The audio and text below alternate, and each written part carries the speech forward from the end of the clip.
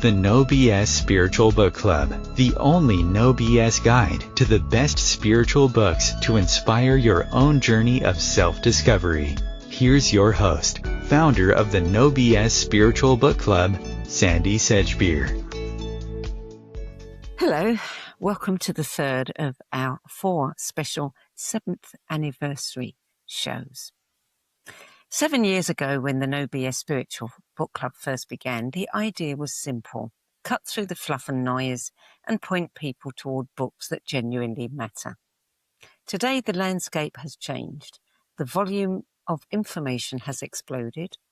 Truth has become harder to find. And for many people, the question now isn't just, what should I read? It's, what can I trust to help me stay grounded, clear, and human in the middle of all this change? Which is why bringing Stephen Ross back feels especially important.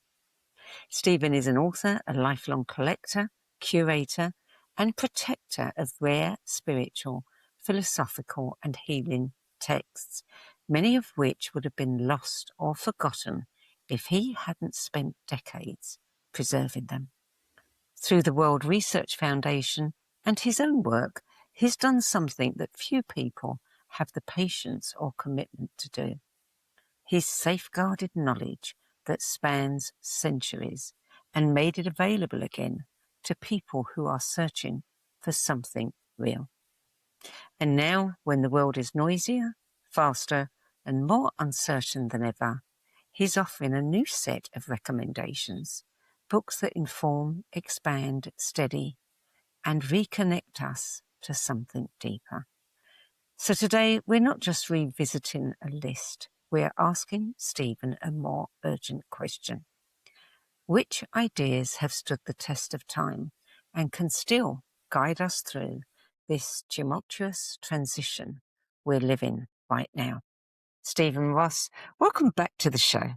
Thank you, Sandie. What a great introduction. I want to hear from that guy. So, I wrote it especially for you, Stephen. well, thank you. Thank you very much.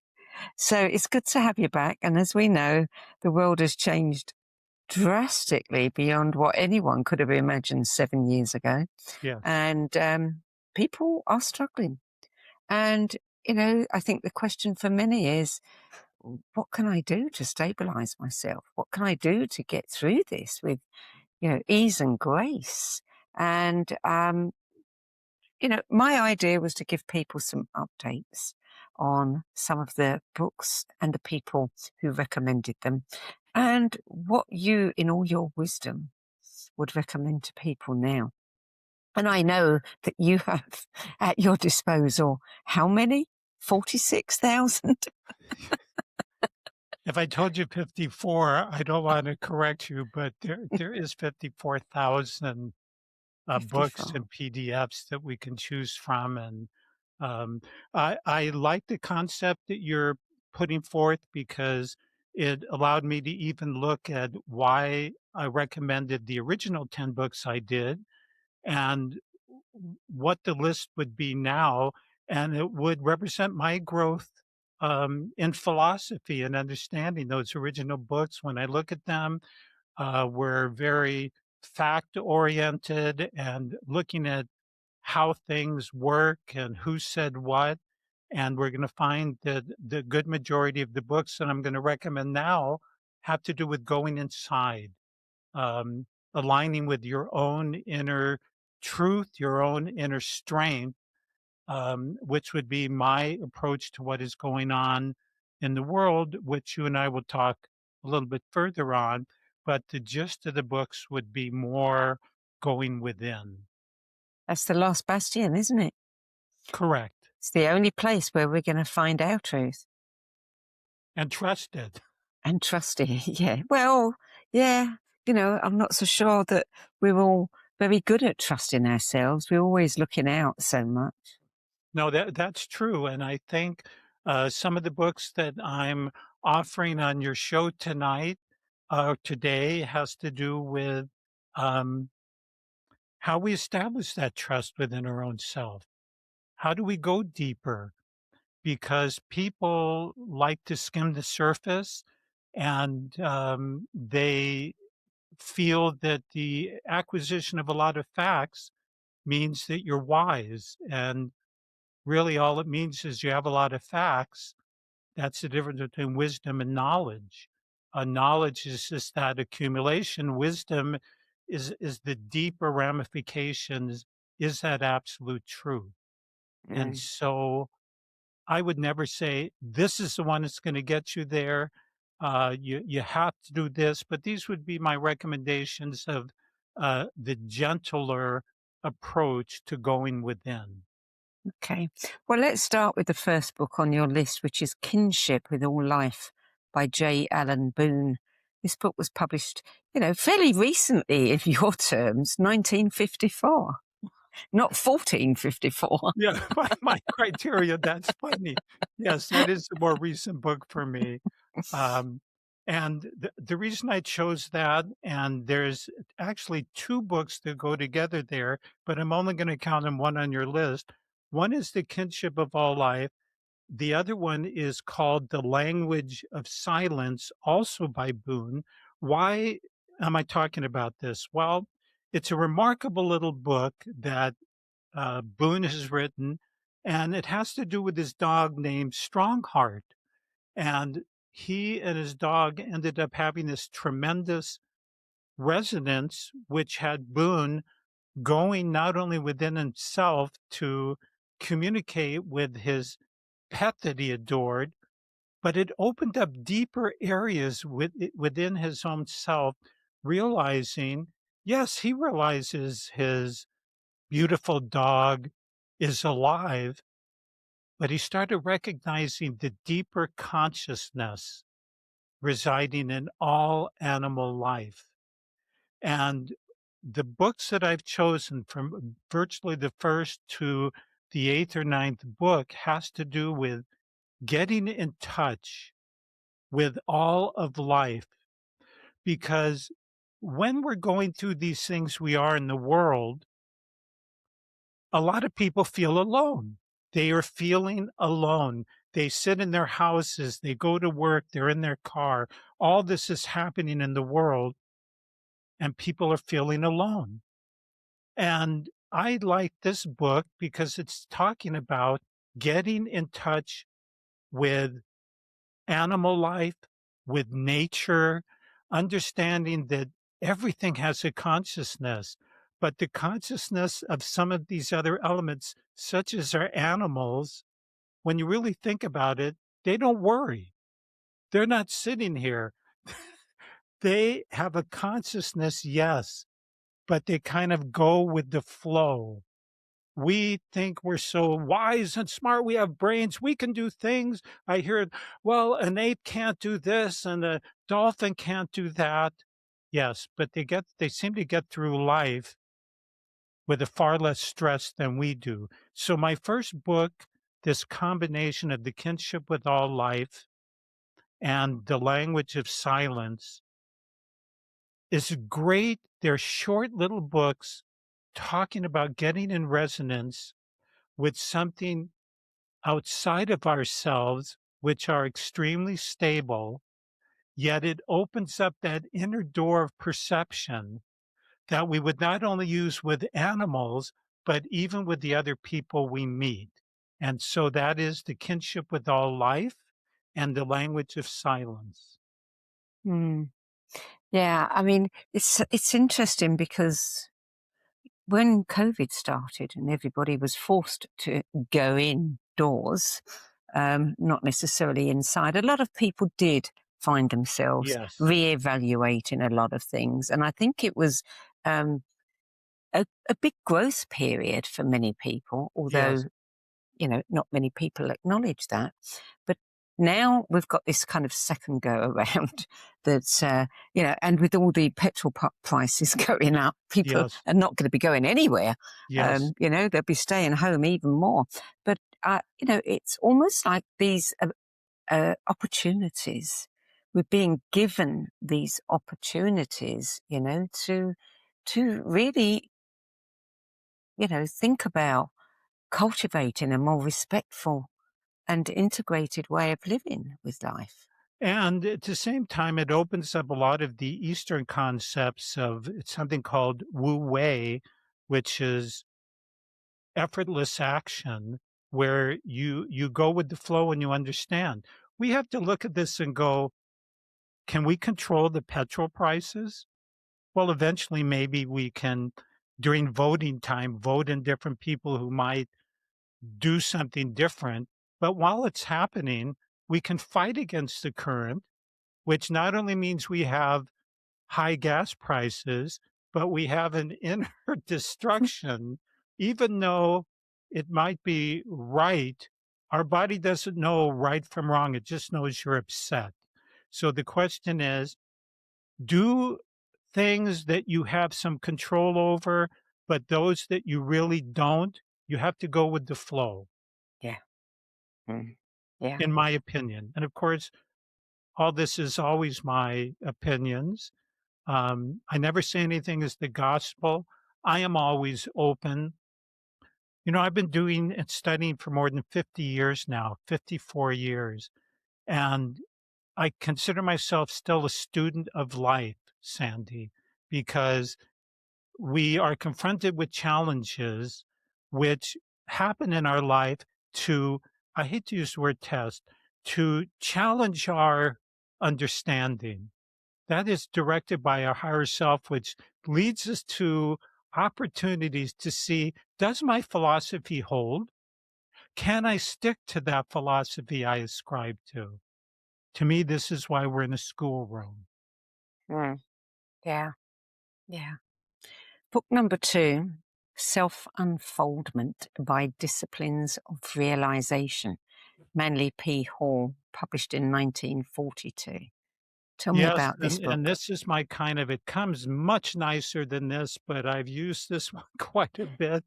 I love virtually all the books of Manly P. Hall. I had the opportunity to not only meet this great philosopher, but spend time with him, not only in his Philosophical Research Society, but in his home. He is one of the few people who walks the talk. And this little book, Self Unfoldment, is step by step integrating an understanding of how we should look at ourselves, how we should unfold that greater being or understanding that resides within us.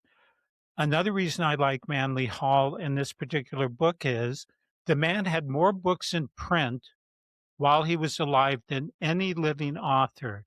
His book, The Secret Teachings of All Ages, which was on my first list, he writes as if he was there at these different times throughout history, different cultures. He is an extremely neutral writer. And I like this book, Self Unfoldment, because it's no BS. Let's be serious here. It's no BS. It is written by a philosopher who walked this talk, and each one of the chapters is an easy, flowing pathway to greater enlightenment. Now, another aspect very few people realize, with all of the tremendous writings this man gave, and I think he gave something like 13,000 lectures. He never dwelled on phenomena. He didn't go into how you develop your phenomena, you know, the things that really grab people. You can do this, you can do that, telepathy. And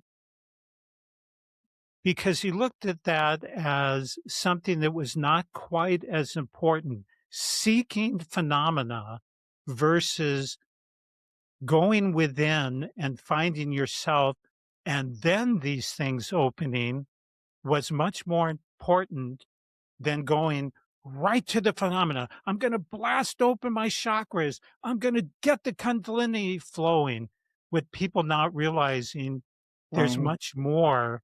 You have to be ready for those things that you open up. So our little book number 2, Self Unfoldment, is a gentle, profound unfolding of those different aspects of self that lead to you getting acquainted with your own inner higher self. Emerson would call it the oversoul. Paul Brunton calls it the overself, but it is that higher self within. Mm. Tell me, I don't know as much as I ought to about Manly P. Hall, but where did this all begin for him? I mean, was he born wise? You know, that's been debated by a lot of people. I spent time not only with him, but with people. He wrote this book, The Secret Teachings of All Ages, basically when he was in his early 20s. He was already compiling it in his late teens. There is talk that he was the reincarnation of Blavatsky. And Blavatsky, who was a theosophist who wrote a tremendous amount of materials, it would people have claimed it's possible. Now, the only thing I have to go by is his staff told me that one day he was giving a series of lectures on Blavatsky, and he started off, and they claimed he almost went through a transformation right there where Blavatsky manifested. And then they quickly took a break. And that was very telling and interesting to me that that happened. It wasn't in a lecture, it was in a seminar with 20 or 30 people at the time. So he came in with a tremendous amount of knowledge, plus he was channeling. I was told during one of his lectures, and by the way, he gave lectures for 50 years, and at the end of the time was still charging $1. Who does that? Yeah. But he starts his lecture, and somebody sheepishly on his staff walked up because he used to sit in this beautiful chair on the stage and walked up and whispered in his ear and then walked off the stage. And by the way, he never used notes. And he said, I've just been informed that today's lecture was supposed to be this. And then he proceeded to give the proper lecture without notes on that topic. I mean, he read from a screen. He saw his comments. And if you ever see his lectures typed out, which I have, 20 pages single spaced, no ahs or stumbling around, just boom. So I would say it was his previous lifetimes, it was his current channeling. But he wrote and spoke as if he was there. That's why I like it, because you feel when you're reading him, you're there versus somebody else looking. Mm. My standard joke is this. I sometimes joke around and go, "Oh, that's cool." Well, if somebody reads, I don't know if I'm certainly never going to be famous, but they could look in 50 years and go, boy, this guy had a thing with temperature. He kept using the words, that's hot, that's cool. But that's our current vernacular. Yeah, yeah. Book number 3, The Music of Life, Hazrat Inayat Khan, 1923. And this book was compiled from lectures, I understand. Yes. Yes. This is my little book of his. Wow. This philosopher, this Sufi mystic, was an incredible musician in his early life. And by his own writings, he said, I gave up the use of instruments to work with the tuning of the souls of human beings. And virtually all of his books, which there are quite a few, talk about, again, the greater self within, the music of life going with the flow, and the richness of the Sufi culture is quite fascinating. And some people initially, especially in America, get turned off. They're worried about reading other people, whether it's writings from different countries. there's beautiful writings when you get to people like Rumi and Persian and these people who were from Iraq and Iran thousands of years ago. There's a beauty in this philosophy, in the poetry, in the literature. And Hazrat Inayat Khan, um, all of his books, I could have picked numerous, but I chose the music, his book, The Music of Life, because when somebody starts reading that and sees this gentle soul who's a musician and can tie in music with what we go through with life, and that there's a philosophy here that's very interesting. If you take a musical instrument, Sandie, and the strings are too tight or too loose, the sound is different.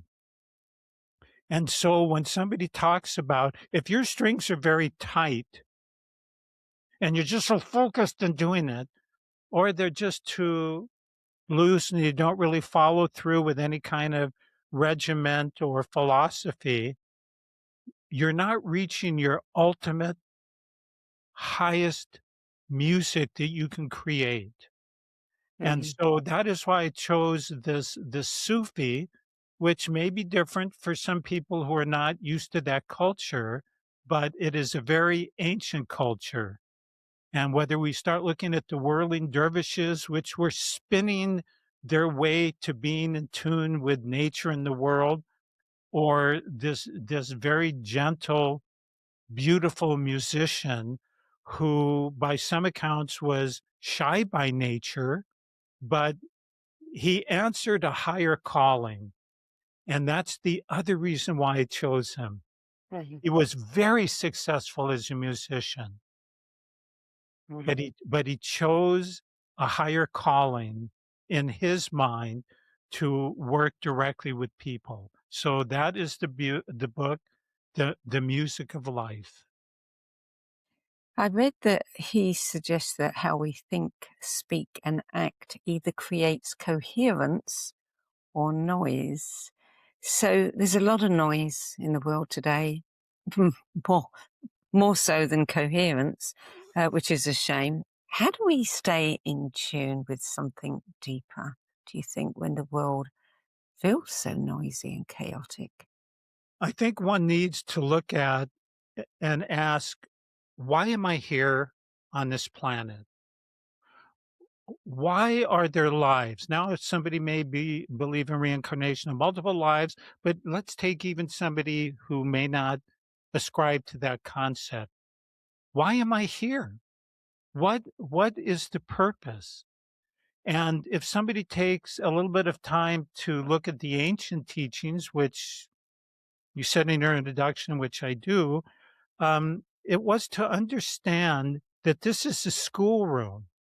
It is a schoolroom where you have opportunities for expression, opportunities to learn, opportunities to test whether your philosophy of life, whether the shoes you are wearing to walk through life can stand up during these critical times. And when I make presentations and lectures, um, and we're going to talk about this a little later, some of the PDFs I've created are more parables than just spitting out. They're parables and allegories rather than spitting out facts Mm. that, quite frankly, are not working. Why? Because we're dealing from our heads more Yeah. in thought rather than our hearts and our emotion and understanding. And so, how do we navigate? Again, there's a little PDF I wrote about um, this falls and current that were in China.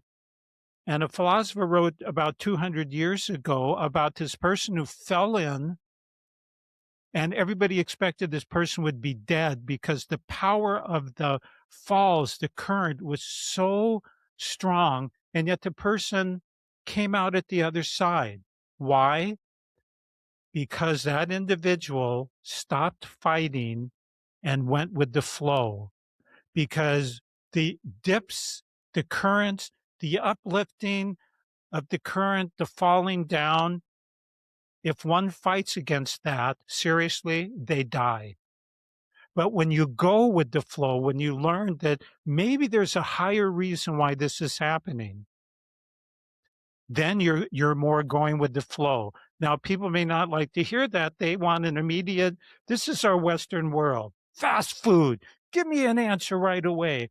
But I will tell you, you can talk to your blue in the face facts to certain people. Doesn't make any difference at all. Right now, we're in a very tribal type environment. People believe this, people believe that. But here's what I would say. Are they happy? Or do they have high blood pressure and their guts churning inside? So Mm-hmm. I look at the philosophical reason. Why is this happening? What is the reason? Well, a lot of people vote one way or another, and the outcome is what we have. Yep. Now, will they learn from that?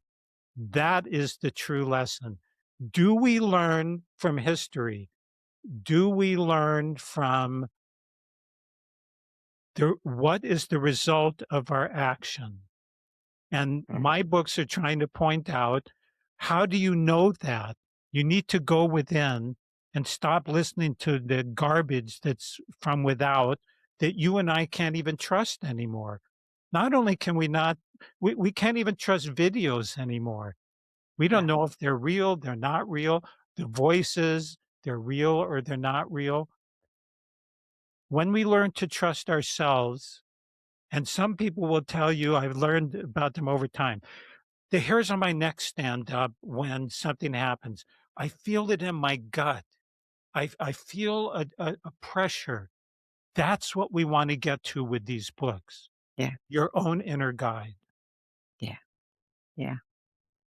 Book number 4, The Story of My Experiments with Truth, Mahatma Oh, Gandhi, published in 1927. yes, Gandhi. Why I chose him is, I think he's a remarkable example of how one person can change the world. One person can make a difference. Was he perfect? No, a lot of writings come out and say he was like this and he was like that. But I'll tell you one beautiful thing I read where I admired. When they were debating going away from England, he took one position against everybody else in the room. He was adamant all day. And this was not in the debate with the English, but with his own people, what they should do. Then the next day he comes into the room and has the completely opposite position that he held the day before. And somebody said to him, how can you do that? You were so adamant yesterday laying out different things, and today you did opposite. Yesterday, that was my belief. Today, this is my understanding. He was not that dogmatic. Yeah. He also got a lot of his guidance through dreams. And he had a dream that everybody should go on strike in India for one day. That came to him by his own words through a dream that he had. He was more in touch with himself. And there's a lot of books written about him. And I probably have 15 books in this library here. But this is a good way to start with somebody's own autobiography, because other people, I'm not saying they're not true, but it would be colored by their experience. Yes. And he's got a book, his experiments, a 3-volume set, My Experiment with Truth. He attempted to not only learn about himself, but make a difference in the world. And one person can make a difference if the right juju mojo is behind them. What do I mean by that? when they are truly coming from the heart, from the deep spiritual part. You have all the energy of the universe and the cosmos and dimensions behind you. Because when you're in resonance with helping others, there is no limit to the spiritual guidance and support that you receive from other dimensions, times, and places. That is what I believe. Yep, I'm right there with you. So, book number 5, you're going to have to help me out here. I might be able to pronounce part of the title, but I certainly can't pronounce the guy's name, assuming it is a guy. So, the title, Surawadi and the School of Illumination. And the author's name, I'm not even going to attempt it. Either am I, because I don't speak that language. But suffice to say that I think this person was alive in the 12th century. Correct. And this book was published around about 1997. Yes. They spent all those hundreds of years trying to pronounce his name. And I haven't heard it good, so I always go Shurawardi, and that seems to work. Why did I choose this book? Well, there's an interesting philosophy in the world called Illuminationism. And these people believed that the ultimate source of all existence is light. And there's a gradation of light coming from the ultimate source, which is the brightest, profound, ultimate light. And as we go down from these spiritual spheres down into material and angels and matter, human beings and matter, the light is still there, but is obliterated by the outer coverings. And when I started getting interested in that and started reading philosophers, Pythagoras in 550 BC and Paracelsus in 1400, and many wise alchemists, they all spoke about light. It's about light. And then I started checking with spiritual sources, people I know who are channels. And yes, I have done that in the past with some good sources. And I said to spiritual sources, I have my concept of God here, but you're in spirit. What is your concept of God from spirit?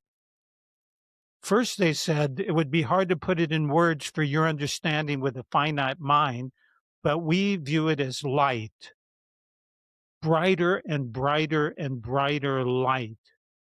And so this philosophy in the School of Illumination laid out a whole principle of philosophy dealing with light.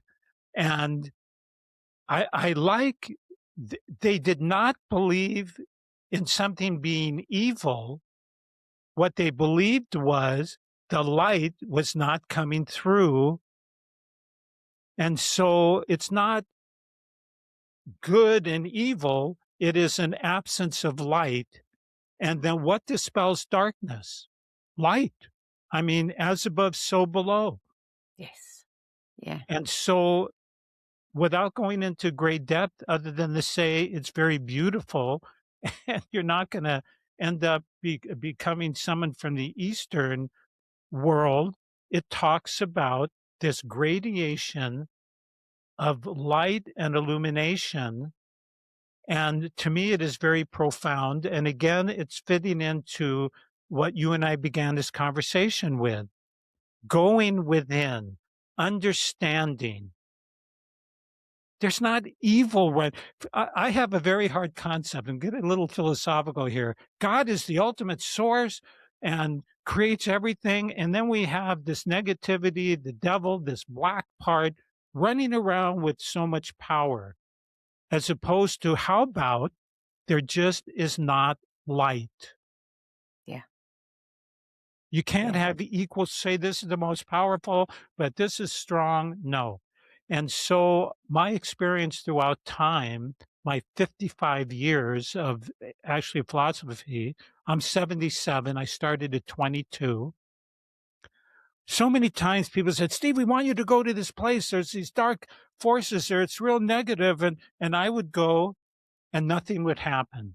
And the people would go, oh, every week we've been coming and the source has been saying, or there's this feeling.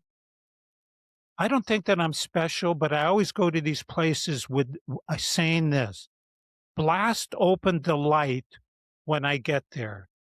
Illuminate for me what is taking place with this person, place, or thing. And when you have the light blasting, things that are darker don't exist. Mm. My opinion only. That's why I've chosen this book, to introduce people to this concept, light, light, light. And you're going to start looking in all kinds of writings. The light was within, but it was comprehended not. Whoa. It exists in a lot of philosophies. Yes, Am I absolutely. coming on to, maybe I'm coming on too No, no, no, I'm with you. passionate? You can never be too passionate about books as far as I'm concerned, I believe that. or about truth. Yeah, yeah. Direct knowing. I mean, many say direct knowing is illumination. And we've got that word in the next title, Illuminations of Hildegard of Bingen by Matthew Fox, that wonderful, wonderful man. And that book was published in 1985. Yes. Yeah.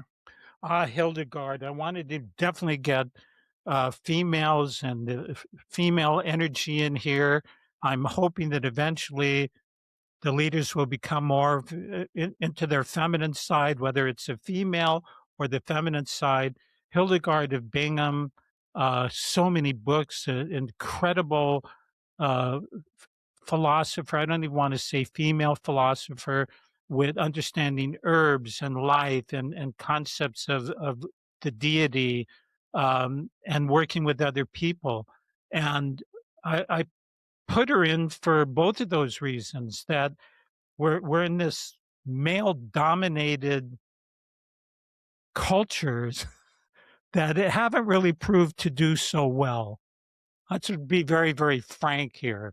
Yes. And I think there needs to be this general understanding that you don't have to be a female to have those feminine traits within.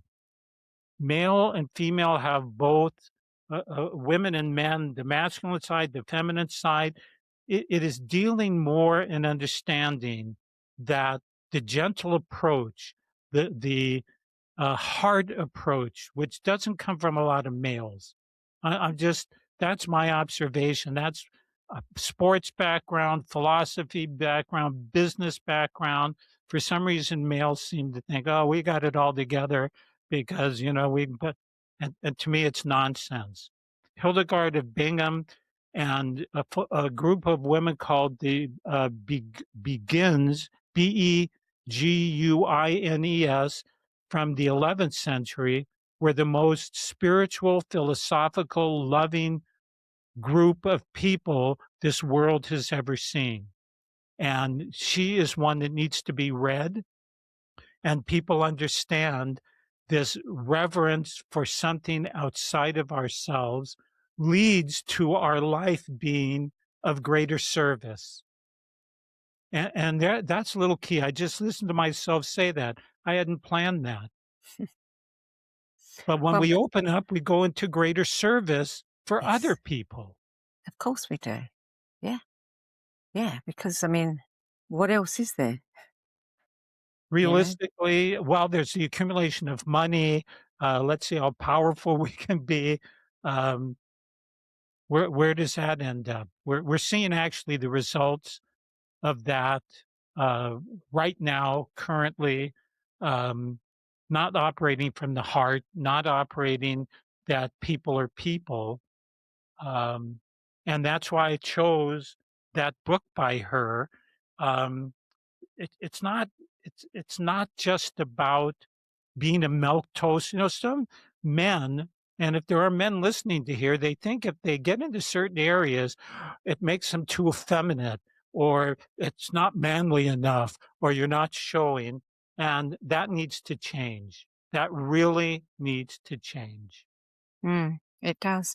You know, all of these men who are very vocal, um, you know, about, you know, only men can do it right. And there's a lot of them, and there's a lot of them in the youth now. One of the things that I would like to see is I want to know what their mothers were like. You know, I'd like to know what Hitler's mother was like. I'd like That's to know, great. you know, because we can understand a lot more if we understand what kind of mothering did they have? What was the feminine influence in their That life? sounds like a book you need to do. As Yes. if you don't have enough things to do. Yeah. You've just created a new... I'm too busy talking about books to be writing one of my own, helping other people write theirs. But that is incredible insight to know. We know that an environment has an effect, and what the spirit came in with regarding past life experiences. But I came in from a Leave It to Beaver family that was truly like that. And I thought everybody was like that. And after 50 years of counseling, listening to people, I am so thankful what I went through and what I didn't have to erase or change. But Sandie, you're right. I mean, that makes a tremendous difference. Yeah. I'd also like to know what certain people's mothers would think of them now. You know, am I going to own this one or am I not? That's right. That's a good point. So, okay, book number 7, The Light Within Us, Albert Schweitzer, published in 1999. And this was a posthumous compilation of his writings and his reflections. How many people today even know who Albert Schweitzer was? One of the greatest souls this earth has ever had walking on this planet. Yes. This medical doctor who went into Africa and other countries and gave his life, his being, his energy, his resources to people who had very little, to the poor, to the underprivileged. This man walked the ultimate talk. I can't even say enough about him, but people just do not hear that name. But people of a more advanced age, I didn't use the word OLDER, but more advanced age people kind of remember that name. I do. Yeah. And you're young, so I'm going to take back what I said. But I wrote an essay about him when I was 7. Oh, so then you should have loved this. You should have loved this choice, because seriously, if you grill your guests and ask people how many know who this man was, they've forgotten, because he wasn't looking for accolades. He wasn't looking for more money, prestige, power. He did the work, and the light within us is getting in touch with that higher source. He's written so many books, the historical Christ, talking about Jesus and what he believed that mission was of that great soul. Other books are just very profound, but I like to start people with a real small one so they don't go, oh my gosh, it's like War and Peace. I'm not going to go, hey, it's a compilation. It's very easy, showing you what true spirituality really is in modern times. I had Hildegard from a long time ago and somebody from the 50s. Yeah, yeah. And, you know, he put it to action. It's good. Now, do you still have that essay from when you were... No, I do remember opting to do a whole series on missionaries when I was 7. And I remember him And I remember there were a couple of others, famous missionaries, but he stood out for me. He really Yes. did stand out for me. Yeah. And I don't know why. Well, it was meant so when I brought up this book, you would go, "Oh, I see now." Yeah, there you go. So, book number 8, The Hymns of Orpheus, translated by Thomas Taylor. Yeah, now we're going way, way back, and I see.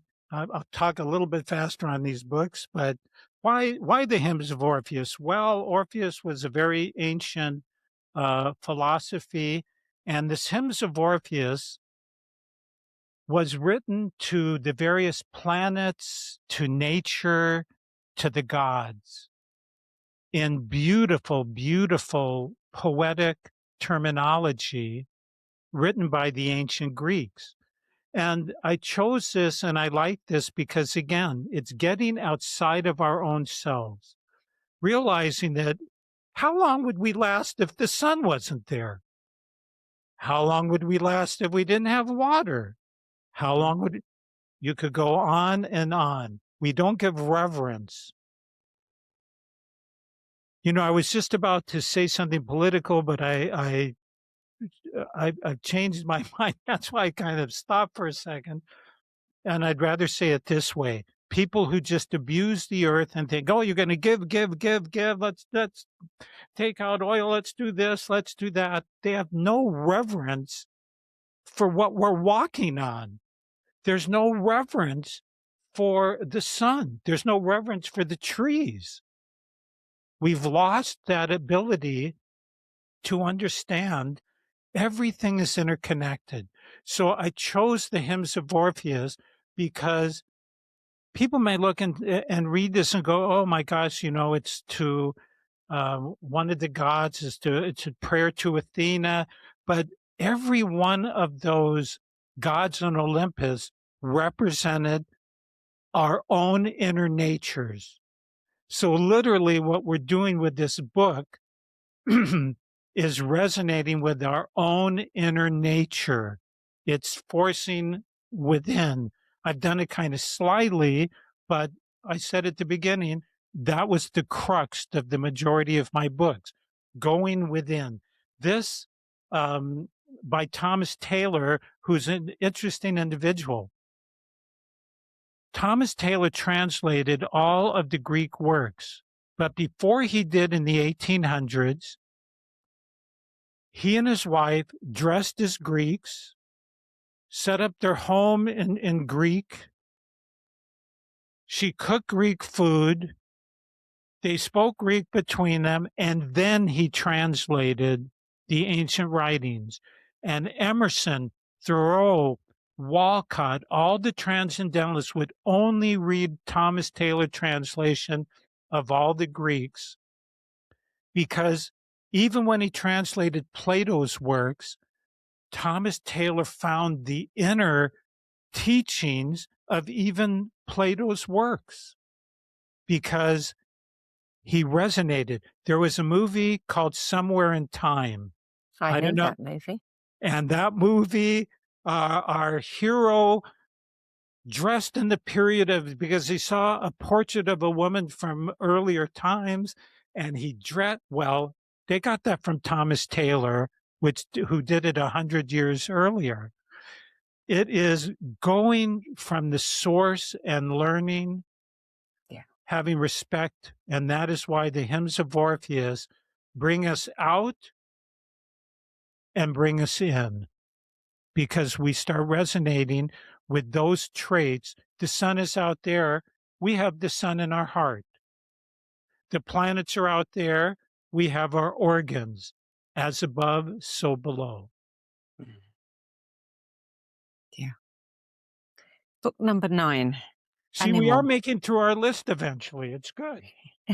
Animal Speak by Ted Andrews. Speaks. Yeah, 1992. Animal Speaks. Yeah. My wife, Deborah, and I love Animal Speaks because it talks about the messages coming from our animal friends. Whatever walks our path. We're here in Sedona, and we see javelina and deer and snakes and birds and eagles and hawks and They deliver messages. The Native Americans believe this very strongly. And we have generally found when something appears, I get in my car, I'm driving, right in front of me is a bobcat. It's like I had to have been there exactly at that moment for the bobcat to walk in front or for the bird. So very quickly, animal speaks the spiritual and magical powers of creatures great and small is the subtitle. We love this for people because there is much more guidance in this world, which will end up leading to my 10th book. There is guidance all around us to follow, even in these times of challenges, as we've brought out a little earlier that you mentioned. There are answers there. Mm. We just need to look and to listen. Absolutely. There's always an answer. So book number 10, Dreams, Your Magic Mirror by Elsie Seacrest or Seachrist See, from Chris, the I like that. Seacrest. Yeah. And And this is coming from the Edgar Casey readings. I admire Edgar Casey, the great psychic. I believe the last thing that I had read, more than 85% of his predictions have come true that he said. I happen to have all of his 14,000 readings here. And taking these dream interpretations, what's in this book is coming from a lot of the Casey work. And why I like it is they're smart enough to say, if you have a German Shepherd appear in your dreams, it can mean this if you're a layperson, but if you're a policeman who works with dogs and a German Shepherd, it will have a different meaning. So there are hundreds of books on dream interpretation, literally hundreds. Mm. I like this book because it seems to be more all-encompassing, more neutrally oriented, but quite profound. I've chosen it because we have our inner teacher, our inner guide. It's right there. I am a person in 52 years. I have not joined groups or organizations, not because I don't believe them. I do not have gurus. I believe our guru is our own inner self. Our guru is nature Mhm. and the animal kingdom who works with us.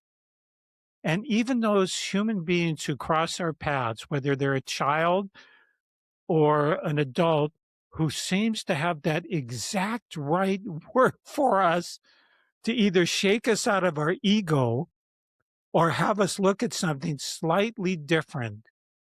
And when we look through the eyes of a child, it makes a little bit different our Mm. world. So Yeah. these are my 10 books. Thank you. Thank you. We've been talking about these timeless works and the ideas that they carry, but you're not just preserving them, are you? You're actively shaping how they're being shared with us today. And you've put together a series of curated volumes, drawing from your library, the key teachings, putting them all in one place, and you're offering them. This is, and this is the miracle. You are offering them, and there are how many? At this time, other than my books, 114. And I know it's growing every day. 114 of them at no charge at all. Why? I wanted to take the parables and allegories from all time, 200 BC, and have them stay around. Why did Jesus teach in parables? Why did the ancients give allegories and stories? Because they realized that that would stay with a person longer, and they would attach feelings rather than the mind. I read something today. I'm not going to say whose conference it is. This is an intensive retreat, a 4-day intensive retreat. And I'm sitting there going, all the ancients, weren't intensive. They were about getting rid of thoughts, getting rid of the barnacle attachments we have, going within and understanding. But if you're getting hammered with words, it's mental, mental, mental. I have put together 6 of my own books that I personally have written, because sometimes something free has no value. So I've mixed in some books that are paid, but those other ones are 21, anywhere from 12 to 21 chapters of the greatest parable stories of all time. And when people read those, they are going to have an inner enlightenment greater than if you attend all these seminars and lectures and multiple courses, because one simple story touches us, and you don't forget the story. You may forget the words you wrote down in the lecture that you paid to listen to that speaker, but those stories stay. And I've tried, and I'm still doing it. I probably will do another 70 before I'm done. But before now, the end of the day, close. So, but that's what it's there. It's on my website, lesscomplicated.net. Yeah. I know you and I had spoke. You were going to mention that, but people just need to go to lesscomplicated.net, go under books, go under Steve Books, and then have at it. And I don't care if someone downloads 20, 30, or 40 of those. Just check them. You go to the checkout, it will say 0, and you download those PDFs. Don't do one at a time. Do as many as somebody wants, talking about what you and I have discussed here. Yeah. Yeah. And thank you for letting me share that, because I'm obviously not making money at 0, but it's the information that's important, the wisdom. Well, it has to be shared because, it's becoming a rare commodity, gifting the world with such wisdom for nothing. I don't know anyone else who's doing it, so I'm happy to share that. And Thank I you. do hope that all of you will go and have a look there and download. But you've also created a coin that's now traveling the world and being placed in meaningful locations like the King's Chamber in Egypt, mountain tops. People are doing, incredible things to get these coins placed in meaningful positions around the world. Why? And what was the inspiration for that? 16 years ago, before a lecture, I had the following dream. I was walking along the ocean with all the truth seekers of the world. We were walking together. In the distance, I saw a woman dressed in blue, but she was covered with kind of a fog or smoke. And when I got close, it was Sophia, the ancient goddess of wisdom. To my right and to her left were horseshoe stands with people who have written books and giving courses and lectures. I am not saying they were wrong, but they were only spelling out relative truth, their truth. And so I thought to myself, what if this is only partial, what are we to do? And a big wind, and this is a true dream, a big wind blew off the ocean, and I heard Sophia say, all one needs for enlightenment is a beautiful heart, an open mind, and a humble spirit. You don't need gurus. You don't need teachers. A beautiful heart, open mind, humble spirit, and you do it with love, in love, and through love. And that was 16 years ago. 2 years ago, my spirits say, make this coin. It's needed. Place them around the world. Get it out there, reminding people. I didn't make up this philosophy. It's ancient. So I produced a beautiful, as you know, coin with the inscription on one side, a beautiful heart, open mind, humble spirit, and the other with love, in love, and through love. And people started coming. We just had 3 coins placed on Easter Island. It was like, whoa, we're creating a philosophical vibrational grid of love, reminding people. And that was the inspiration. That's what we're doing. And if people are interested in that, they can contact me. We have the coin on the website, but if people are interested, or if we got someone going to Antarctica, please contact me. Now there's going to be You're a not race. going, and I'm not going to Antarctica, but Not yet. But there's going to be a big race with people saying, look, I'm going to the furthest part of the world. cool. Let me take a coin. And others saying, no, me. Cool. Let that happen. You don't have a coin on your desk in front of you to show? I don't, but I am within 1 nanosecond. I can just reach in a drawer and show it. Do you want me to do that? Do that, or I'll take off my cuff and show them mine. I will do that. We're still here.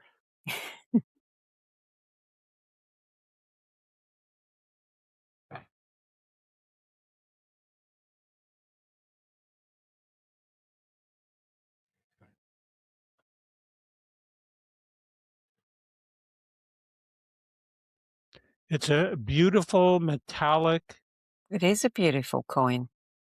And Yeah. again, with the inscription on each side. Mm. And we're attempting to do our part to bring the light, to dispel the darkness. And there was a ruler of Egypt. I don't remember if it was Sadat. One night he went to bed. They were fighting against Israel. It was horrible. And the next morning he woke up. He acted completely different.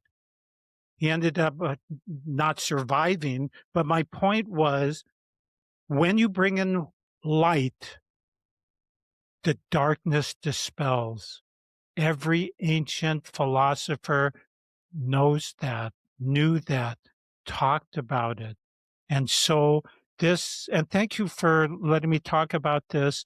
We're just trying to bring up the light, and we've given it to people who demonstrated beauty. And my wife and I have watched people just melt, men and women, and they go, oh my gosh, why? And we said, because you're living this philosophy. Other people just talk. That's why we have the problems in the world. I love everybody, but you do things that are the complete antithesis of that.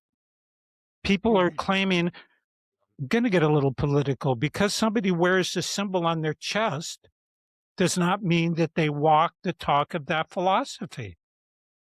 It's living. That's the difference between the ancients and today. When they have labels, they were this because they lived that philosophy. They were a Platonist. They were theosophists. Whatever they were, they lived and walked it. Today, I'm at this. I'm at that. Are you? Yeah. So after 50 years of collecting and preserving this material, what feels most important to you now? And what drives you to keep doing this work? I'm still alive. I'm still alive, and I'm thankful for the magical, beautiful life that I have been given.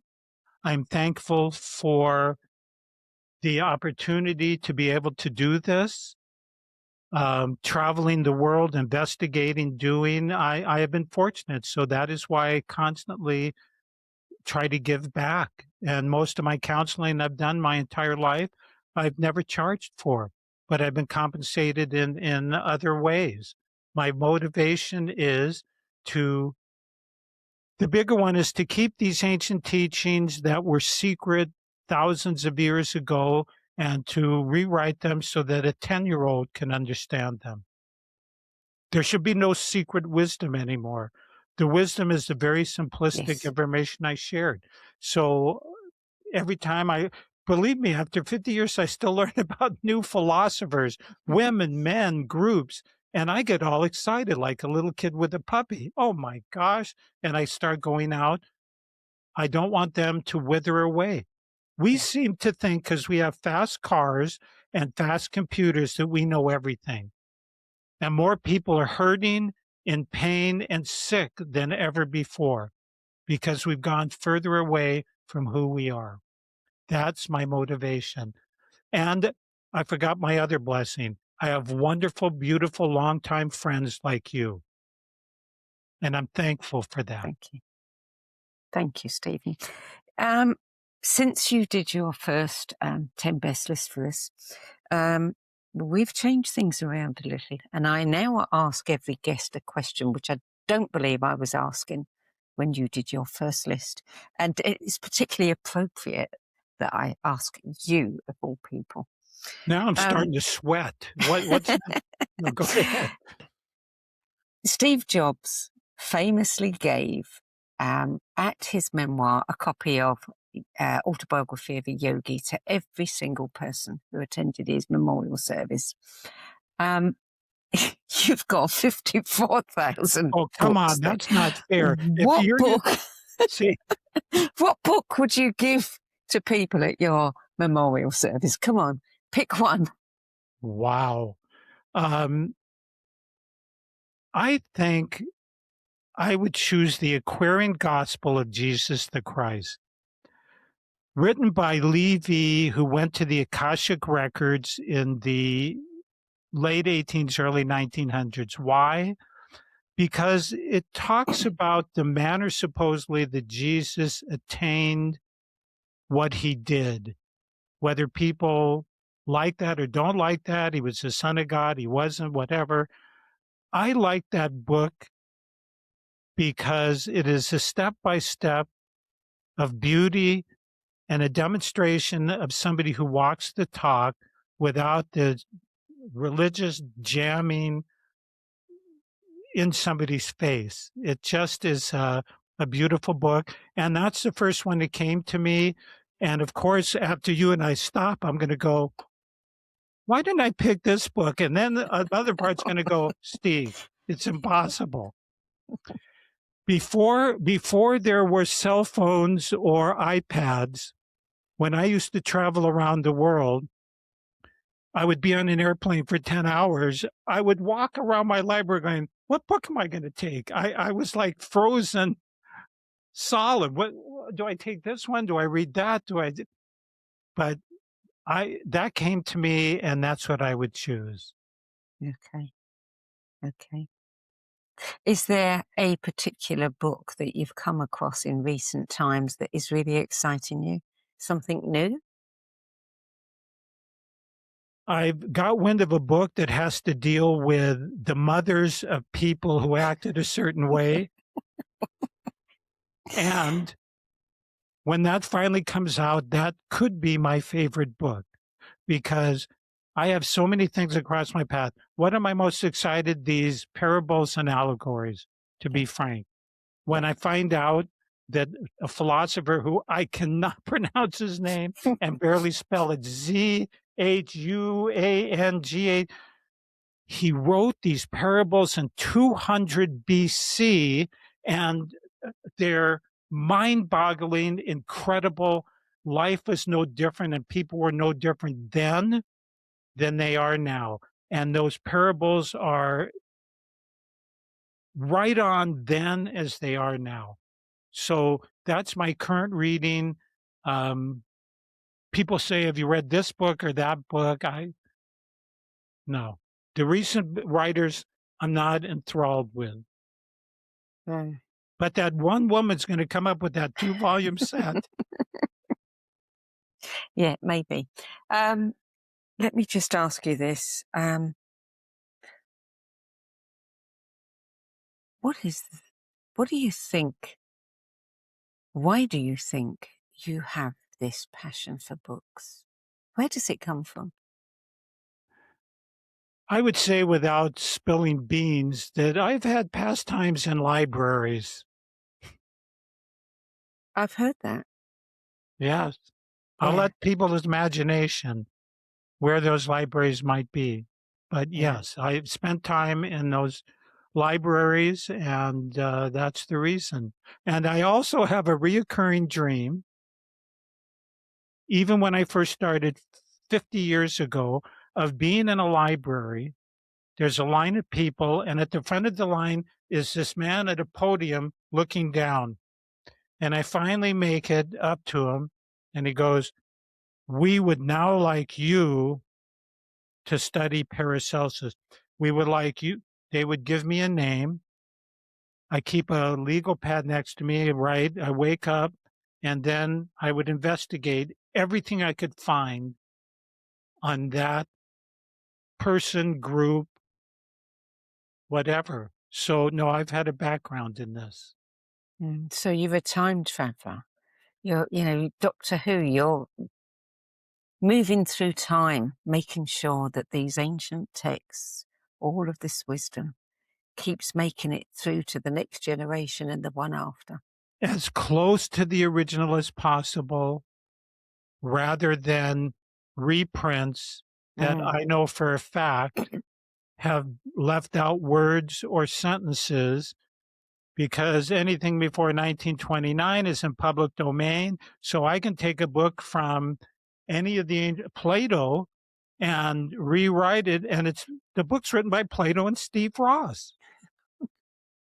Yeah. And I just change this or change the title or do this or a photograph or change a word.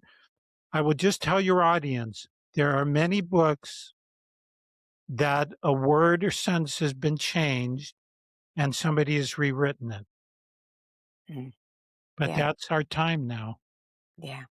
Yeah.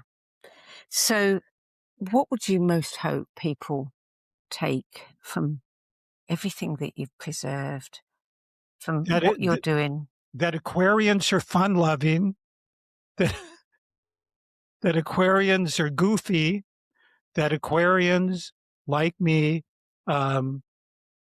love to learn, love mysteries.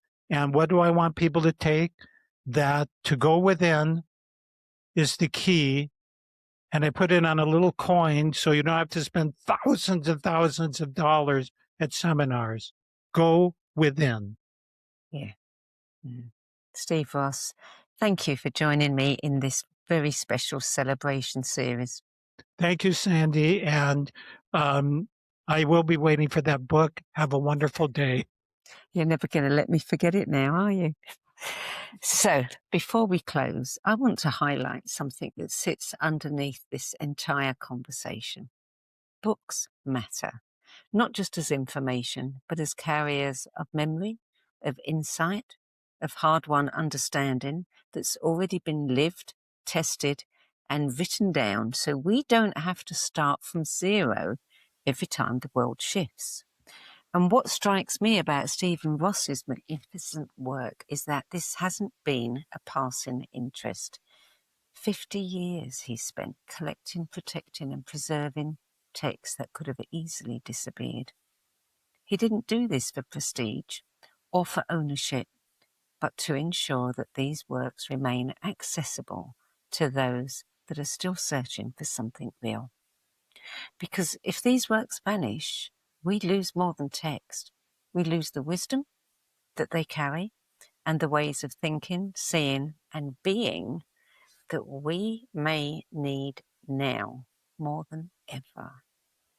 So perhaps the real question that we need to ponder right now isn't just what should we read next? It's this: are we willing to value, protect, and engage with the knowledge that's already been given? Or are we prepared to let it disappear? Stephen Ross, thank you for your work, your dedication, and for reminding us that truth doesn't change just because the world does. It waits until someone is ready to read and receive it. For more information about Stephen's work, the Wisdom Library, his free book series, and his own titles, visit wrf.org and lesscomplicated.com. .net. Sorry, .net, yeah. And that particular site is where all of these free PDFs reside. So have at them. And if you haven't yet seen the new No BS Spiritual Book Club website, it now brings together more than 2,600 trusted spiritual and inspirational book recommendations from authors, teachers, and thinkers like Stephen Ross, whose lives and work have been shaped by these titles. Check it out at the nobsspiritualbookclub.com. I'm Sandie Sedgbeer. See you soon. If today's conversation sparked your curiosity, you'll love our other shows. The Synergy Sessions, where leading-edge thinkers collide in bold, unscripted dialogues that ignite new possibilities. Between Realms and Reason, where we journey into the mysterious consciousness, energy, and the hidden layers of reality, where science converges with spirit in ways you've never imagined. And the No BS Spiritual Book Club, where leading-edge new thought speakers, teachers, authors, and luminaries who've walked this path before you share the 10 books that had the biggest impact on their life journey. All 3 shows are available on YouTube, Spotify, Substack, and all major podcast platforms. For more information, visit sedgbeer.com. That's SEDGBEER.com.